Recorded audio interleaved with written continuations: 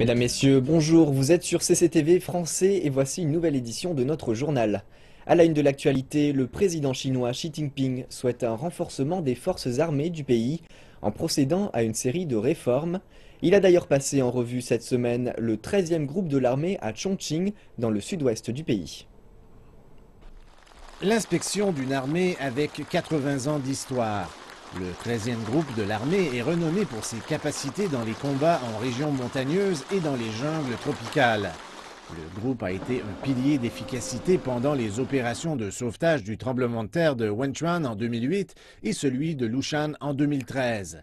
En visitant la base militaire, Xi Jinping a souligné l'importance de la réforme militaire en cours en Chine. Il a demandé aux militaires de s'engager fermement et activement dans cette opération. Le président a invité les officiers à prendre le leadership des réformes. Pour construire une armée solide, Xi Jinping estime que l'organisation doit rehausser sa conscience politique. Il a invité l'armée à transmettre ses gènes rouges qui mettent l'accent sur les idéaux, la foi et la théorie. Le président Xi a aussi appelé à un renforcement des forces de l'ordre. Il a aussi déclaré que les officiers principaux devraient s'assurer que les règles de l'armée soient suivies de manière stricte. Il a par ailleurs juré d'établir un système pour réglementer leur pouvoir et leur contrôle. En septembre, la Chine a annoncé que son armée compterait 300 000 hommes en moins. Le gouvernement chinois a depuis révisé le système de commandement de l'Armée populaire de libération et a établi la force Rocket et la force de soutien stratégique de l'APL. Nous enchaînons avec l'armement nucléaire de la République populaire démocratique de Corée. Le pays a fait savoir qu'il avait conduit son premier essai de bombe à hydrogène ce mercredi. La porte-parole du ministère chinois des Affaires étrangères, Hua Chunying, a affirmé le même jour que Beijing condamnait avec fermeté le dernier essai nucléaire mené par la RPDC. Madame Hua a ajouté que la Chine était depuis toujours favorable à la dénucléarisation de la péninsule coréenne. Nous l'écoutons. La Chine a une position ferme et claire sur cette question pertinente. Il s'agit de parvenir à la dénucléarisation de la péninsule coréenne et de prévenir la prolifération nucléaire, de manière à maintenir la paix et la stabilité en Asie du Nord-Est. Nous demandons instamment à la RPDC de respecter son engagement de dénucléarisation et de cesser de prendre des mesures qui pourraient aggraver la situation. Maintenir la paix et la stabilité de la péninsule et de la région préserve ainsi les intérêts de toutes les parties. La Chine favorisera avec insistance l'objectif de dénucléarisation et reste attachée au dialogue dans le cadre des pourparlers à 6 pour une résolution de la question. La porte-parole a ajouté que le développement appelle à un effort accru de toutes les parties pour promouvoir une reprise rapide des pourparlers à 6. Enfin, la diplomate chinoise a fait savoir que les autorités environnementales chinoises surveillaient la situation pour détecter tout risque radioactif possible le long de la frontière chinoise avec la RPDC. Les autorités contrôlent et mesurent l'impact de l'essai de la bombe de la RPDC. Elles prendront toutes les mesures nécessaires pour assurer la sécurité des personnes dans la partie chinoise. Le département chinois de l'environnement étudie maintenant de près les données en question. Il effectuera des tests de radioactivité pour évaluer la situation avant de communiquer les résultats au public. La Chine a annoncé la suspension du mécanisme de coupe-circuit des marchés boursiers à compter de vendredi. Il avait initialement été introduit en vue de fournir une période de refroidissement au marché et de protéger les intérêts des investisseurs. Cependant, selon la Commission de régulation boursière, les effets négatifs de ce mécanisme surpassent les effets positifs. Explication. Les responsables chinois ont tout fait pour atténuer les tensions en annonçant la suspension de ce nouveau mécanisme de disjoncteur et signifiant la volonté d'éviter une panique des ventes. Certains suggèrent que cela pourrait aboutir à l'effet contraire. Les régulateurs ont également confirmé qu'ils étendraient de 3 mois une interdiction de 6 mois visant les principaux actionnaires quant aux ventes de leurs actions dans les grandes entreprises. L'interdiction devait expirer vendredi et beaucoup spéculaient que sans de nouvelles restrictions, quelques 150 milliards de dollars d'actifs seraient vendus instantanément. Et au-delà des frontières de la Chine, beaucoup s'interrogeaient sur ce que signifierait l'instabilité du marché de la seconde économie mondiale pour le reste du globe. C'est là qu'est le truc. Il tente d'interpréter ce qu'est véritablement la faiblesse des prix des actions en Chine et ainsi savoir ce qui se passe en Chine. Et les marchés mondiaux ont réagi en accord avec ces annonces. Et beaucoup attendent de voir ce qu'il se passera pour la devise chinoise, le renminbi. La Chine fut le seul pays à ne pas avoir affaibli sa propre devise, tandis que tous les autres concurrents avaient affaibli les leurs. Donc je pense que désormais, avec une très forte devise et une économie qui décélère, il est totalement naturel que la devise commence à baisser alors que la Banque centrale assouplit sa politique. Et ailleurs, c'est exactement la même chose qui pourrait se produire. Donc je ne pense pas qu'il y ait de raison de paniquer. La Banque centrale de Chine a autorisé la valeur officielle du renminbi à décliner de façon progressive, ce qui a de nouveau été fait jeudi. Certains disent qu'il s'agit là d'une indication des efforts du gouvernement pour faire évoluer l'économie vers la consommation, mais que cela pourrait ne pas fonctionner aussi bien que Beijing le souhaiterait. Et depuis que la Chine compte pour 1/6 de l'économie mondiale, les investisseurs indiquent qu'il s'agit là d'une cause dont il faut s'inquiéter. Ce fut également une très mauvaise journée pour les marchés dans cette partie du monde. Le Dow Jones industriel et le S&P 500 ont chacun fermé en chute de 2,3%. Le Nasdaq a perdu encore davantage, moins de 3%, amenant les marchés américains à des plus bas records en 3 mois. Et il s'agit du pire démarrage sur 4 jours depuis le début de l'année d'échange en plus d'un siècle. Jeudi, la bourse de Shanghai a fermé ses portes moins d'une demi-heure après son ouverture. Des records inquiétants mettent en émoi tout le pays. Voyons la réaction des investisseurs après la cotation du marché financier, la plus courte depuis 25 ans. Je ne suis pas habitué à ça. Nous avons pensé qu'il s'agissait d'une nouvelle catastrophe financière. Pour les petits porteurs, les grands changements et autres chutes ne sont pas de bonnes choses. Cela indique que les régulateurs manquent d'expérience dans la gestion de ce type de situation. Je ne pensais pas que ça se produirait si rapidement. Je voulais vendre certaines de mes valeurs ce matin, mais j'ai hésité et je me suis retrouvée coincée. Je pense qu'ils sont nombreux à vouloir obtenir de l'argent grâce au marché des actions. C'est pourquoi je m'attendais à la baisse de ce jour. La veille, le marché n'avait aucun problème. J'imaginais donc que la journée se déroulerait aussi sans problème. Mais les cours ont été suspendus seulement 15 minutes après l'ouverture et leur chute s'est poursuivie après leur reprise. La chute continue du rapport yuan-dollar est un test pour savoir si le marché peut accepter une plus grande volatilité. Écoutons les acteurs du marché. Depuis que les échanges ont débuté en 2016, les taux de change onshore et offshore du renminbi ont tous deux fluctué avec de larges marges. Les analystes déclarent qu'il reste de l'espace pour que le yuan se déprécie à l'avenir. Le renminbi a commencé à être apprécié à la fin de l'année 2010. Le taux de change du dollar américain face au renminbi a rebondi ces dernières années et la hausse s'est accélérée depuis août dernier. Et il y a toujours de l'espace pour une croissance du taux de change, le taux pouvant atteindre presque 6,8, mais il lui sera très difficile de dépasser 7. Bien que la différence entre les taux de change des devises en renminbi onshore et offshore s'est élargie au cours des 3 derniers jours de change, les analystes déclarent que le yuan est en effet basé sur le marché. Je perçois en effet d'importants signaux plutôt évidents selon lesquels les autorités veulent faire évoluer la devise vers une valeur plus juste. La Banque centrale a réduit l'intervention sur le taux de change du renminbi. L'inclusion dans le panier des droits de tirage spéciaux va permettre de commercialiser le renminbi à l'avenir. Je pense que la différence entre le taux de devises étrangères du renminbi onshore et offshore montre que la Banque centrale promeut la commercialisation du yuan. Et avec une internationalisation accélérée du yuan, les analystes déclarent que le taux de change en devises étrangères connaîtra davantage de fluctuations. Les investisseurs devraient accorder une plus grande attention au taux de change et organiser leurs actifs de façon appropriée. En Chine, après les timbres postaux qui sont sortis plus tôt cette semaine, des pièces commémoratives de 10 yuan sont à présent disponibles pour fêter l'année du singe. Les collectionneurs sont enthousiastes, même si leur nombre dépassait largement celui des pièces éditées pour l'année du mouton l'an dernier. Les collectionneurs de pièces ont commencé à faire la queue vers 7h30 ce matin devant la China Construction Bank de Lujiazui. Ils sont venus nombreux afin de réserver leurs pièces de monnaie estampillées spécialement pour l'année du singe.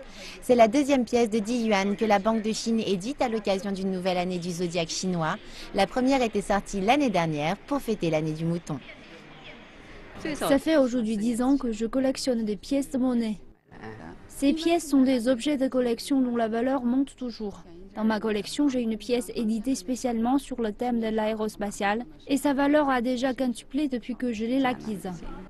Sur ces pièces commémoratives de 10 yuan figurent un singe, une lanterne en forme de pêche et des fleurs de prunier. Près de 23 millions d'entre elles seront mises en circulation à Shanghai. Les collectionneurs peuvent s'y prendre de plusieurs façons pour réserver leur lot.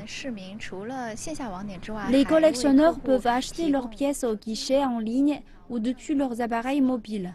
Ils peuvent même effectuer des réservations sur WeChat. C'est très économe en termes de temps.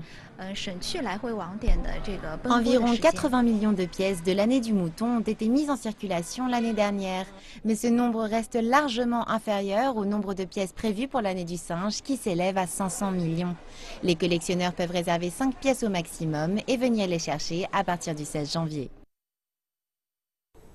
Sans plus tarder, accueillons Elsa Suryan qui va nous présenter aujourd'hui la Chine. Bonjour Elsa. Bonjour Jonathan. Merci de nous rejoindre sur le plateau. Alors par quoi commence-t-on aujourd'hui? Eh bien par quelque chose de pas très joyeux malheureusement, puisque nous allons parler d'abord d'un accident minier meurtrier dans la province du Shandong. 2 semaines se sont écoulées depuis qu'une mine de gypse s'est effondrée dans la province du Shandong, dans l'est de la Chine. Les opérations de secours se poursuivent. Vendredi, des secouristes ont réussi à creuser un 7e trou pour envoyer du matériel de survie aux mineurs pris au piège. Dans le même temps, deux trous de plus grande taille sont en train d'être creusés afin d'extraire les mineurs. Mais les nombreuses couches de pierres, d'aquifères, de gravier et de gypse ralentissent la procédure. 29 mineurs se trouvaient dans la mine lorsqu'elle s'est effondrée le 25 décembre dernier. Jusqu'à présent, 11 mineurs ont pu être ramenés vivants à la surface, mais les secouristes ont déjà retrouvé un corps sans vie. Les 17 autres mineurs se trouvent toujours coincés à l'intérieur. Une cérémonie pour les plus prestigieuses récompenses dans le domaine de la science et de la technologie en Chine a été organisée à Beijing. Au total, ce sont 295 projets et 7 scientifiques étrangers venant de plusieurs pays, dont la Suède, le Japon et la Russie, qui ont été récompensés pour leurs progrès et contributions scientifiques. Pour la première fois depuis 2005, il n'y a pas eu de gagnant pour la récompense suprême cette année. Le projet de train à grande vitesse reliant Beijing à Tianjin a remporté le prix spécial du progrès technologique. Les National Science and Technology Awards, créés en 2000, comprennent 5 prix. Le prix suprême de la science et de la technologie, le prix de la science naturelle, le prix de l'invention technologique, le prix du progrès scientifique et technologique, ainsi que le prix de la coopération scientifique et technologique internationale. L'Égypte a annoncé que les touristes chinois n'auront plus besoin de faire leur demande de visa en Chine. Celui-ci leur sera directement délivré à l'arrivée. L'objectif est d'accroître le nombre de touristes chinois et de reconstruire l'industrie du tourisme, un élément essentiel de l'économie égyptienne. Depuis 2011, le secteur souffre des conséquences des troubles et d'agitations politiques. La Chine constitue le plus grand marché touristique dans le monde. Près de 100 millions de Chinois ont voyagé en 2015. Cependant, seulement 90 000 sont allés en Égypte. L'Égypte attend plus de touristes en 2016. Nous travaillons étroitement avec le ministère de l'Aviation. Je pense qu'une déclaration sera bientôt publiée annonçant les nouvelles mesures. Nous valorisons nos partenaires économiques chinois, nous voulons renforcer nos relations et construire de là. Dans le cadre de la stratégie globale, les autorités égyptiennes ont simplifié les procédures d'obtention de visa pour les Chinois. Cela veut dire que le visa leur sera délivré à l'arrivée. Nous avons déjà lancé 3 vols directs reliant l'Égypte à 3 villes chinoises. Nous employons des Égyptiens qualifiés qui parlent et comprennent le chinois et comprennent aussi les besoins des touristes et de la culture chinoise. Nous nous adaptons pour répondre aux besoins des touristes chinois en Égypte. Qu'est-ce qui distingue les touristes chinois? La réponse est le tourisme culturel. Ils aiment visiter les temples, les sites archéologiques et les pyramides. Les touristes chinois nous permettent de combler l'écart. Ils font du tourisme culturel et non du tourisme ludique, comme certains qui ne vont qu'à la plage. Le touriste chinois vient ici pour visiter des monuments, comme Luxor et Aswan, qui sont des sites très importants pour l'ensemble du secteur touristique égyptien. Ce mois-ci, le tourisme sera l'ordre du jour dans les négociations entre les responsables égyptiens et chinois. Les experts espèrent que les accords signés participeront à la relance de ce secteur en difficulté, qui est de plus la principale source de revenus pour l'Égypte. Après le désert, la neige, car le fameux festival de neige et de glace de Harbin est enfin arrivé. 30 équipes sont en lice pour remporter la compétition internationale de sculpture sur glace, un art qui requiert à la fois force et précision. Les artistes viennent de 11 pays différents, dont la Chine, les États-Unis, la Russie et l'Italie, et chaque équipe compte 2 membres. Le participant le plus âgé est une femme nord-américaine de 82 ans. Il y a un poisson dans la chaussure à talons d'une femme. Cela symbolise la ville de Harbin qui, d'une ville de pêcheurs, s'est transformée en une ville moderne. 5 équipes sont chinoises. Mon travail s'inspire de la grotte de Dunhuang, on l'appelle la mystérieuse Dunhuang. La Chine a initié l'initiative Une ceinture et une route en se concentrant sur le développement de la région le long de l'ancienne route de la soie. Notre travail fait écho à cela. La matière première arrive en cubes, chacun mesurant 2 mètres par 2 mètres, et est extraite du fleuve voisin, le Songkhua. Pour travailler la glace, les compétiteurs doivent affronter des températures allant jusqu'à 30 degrés en dessous de zéro. Leur travail commence par le tracé des contours, puis la glace est coupée avec une scie électrique, et elle est finalement gravée avec des outils spéciaux pour obtenir la forme désirée. Ce couteau sert à nettoyer la surface pour la rendre lisse. Cet outil est quant à lui utilisé pour sculpter les lignes. Les petites fourchettes comme celle-ci servent à parfaire les détails. Et si tout ça n'était pas suffisant, des fers à repasser électriques sont souvent utilisés pour lisser les surfaces de glace. Les équipes s'affrontent pour la première, la deuxième et la troisième place, mais il y aura également des prix spéciaux récompensant par exemple la nouveauté. Dans notre série sur les minorités ethniques de Chine, nous vous proposons aujourd'hui une plongée au cœur de la province du Guizhou. Jonathan Messina, c'est vous ça, est parti à la rencontre d'orfèvres de l'ethnie Miao qui vivent entre tradition et modernité. On regarde.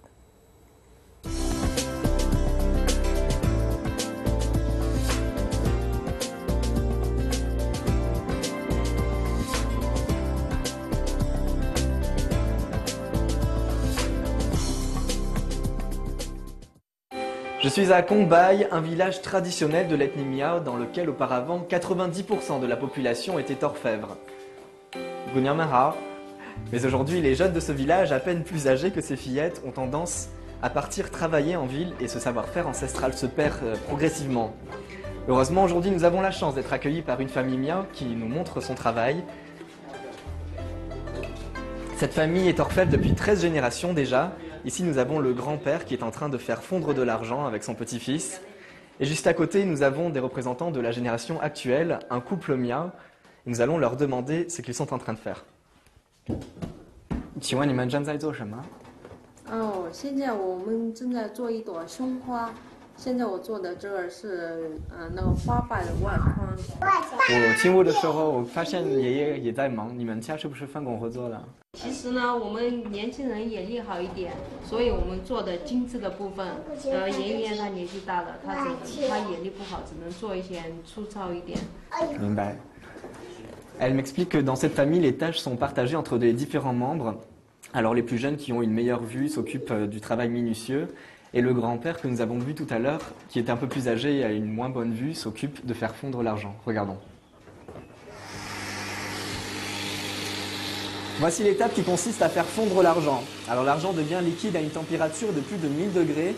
C'est pourquoi aujourd'hui on utilise des outils modernes pour faciliter ce processus. On va également ajouter un peu de sel de Perse, du sel chimique, qui permet d'accélérer la fondue de l'argent. Alors je vais en ajouter un petit peu. Ça va permettre à l'argent de fondre plus rapidement. Voilà, et maintenant on va préparer un lingot d'argent. Donc l'argent qui a été versé était liquide et il va se solidifier très rapidement.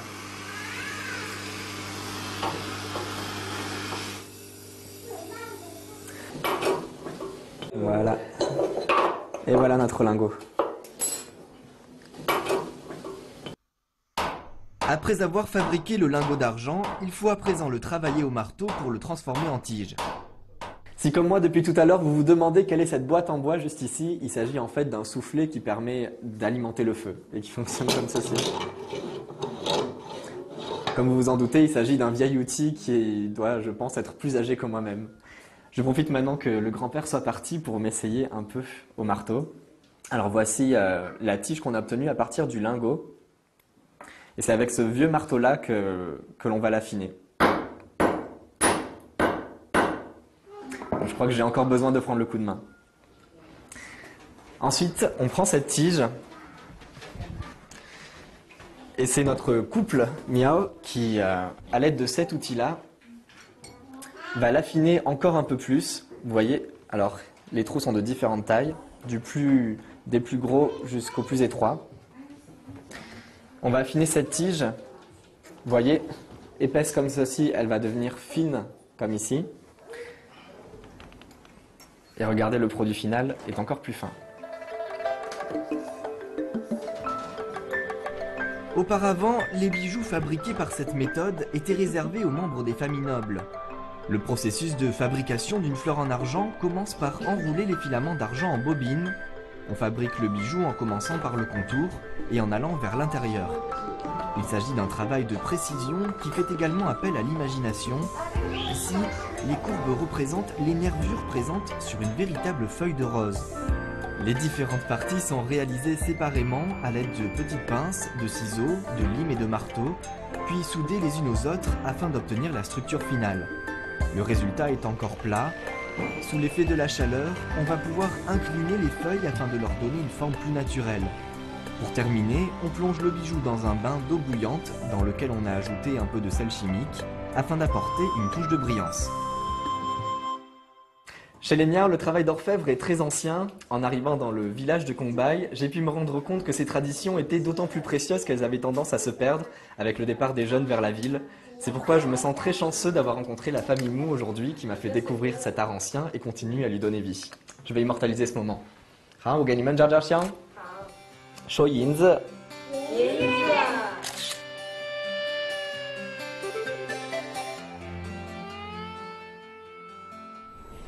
C'est avec ce bien beau reportage que se clôt cette partie Aujourd'hui la Chine. Et je vais maintenant repasser la parole à Jonathan qui a dû passer d'excellents moments dans le Guizhou, je suppose. En effet, Elsa, merci beaucoup pour ces informations.